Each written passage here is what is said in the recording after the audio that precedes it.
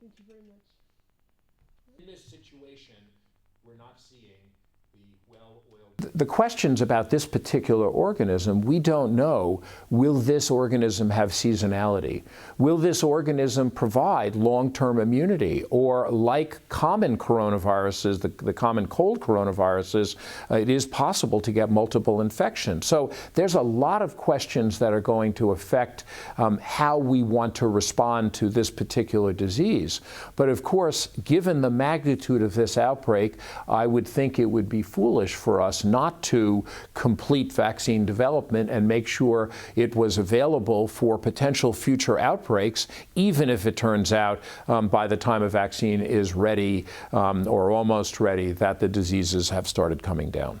But of course, in any type of, you can see people are distracted and, there's other needs for money. And so I think everybody's focusing on COVID-19 at the moment, but we still got the one thing that is evolutionarily certain is that we will continue to have outbreaks of new and novel infectious diseases. And in fact, with increasing population, with increasing environmental destruction, we are likely to see an accelerating rate of these types of outbreaks. And so what's critical for us is how do we create a system that prepares for all of these diseases over the long term.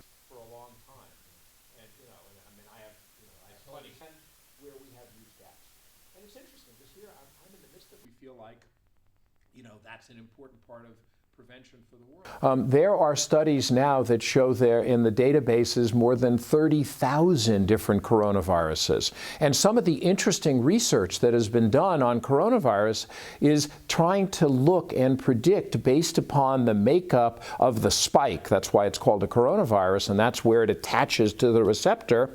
Could we begin to predict which of these particular viruses might be able to jump into humans? This is, of course, all new science, but I would argue that given the risk to the world of not just coronaviruses but others as well, that we should be pursuing those type of scientific endeavors to be able to predict which agents may be at risk in the future.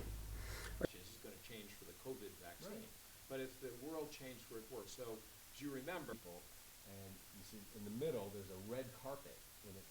It may be that by the time we see a larger outbreak in developing countries, if we do, we will have better and more rapid tools and test kits and maybe a better understanding of therapeutics or even other ways to deal with this. And so that would be our hope. The challenge then is to make sure that that knowledge and those tools are made available there.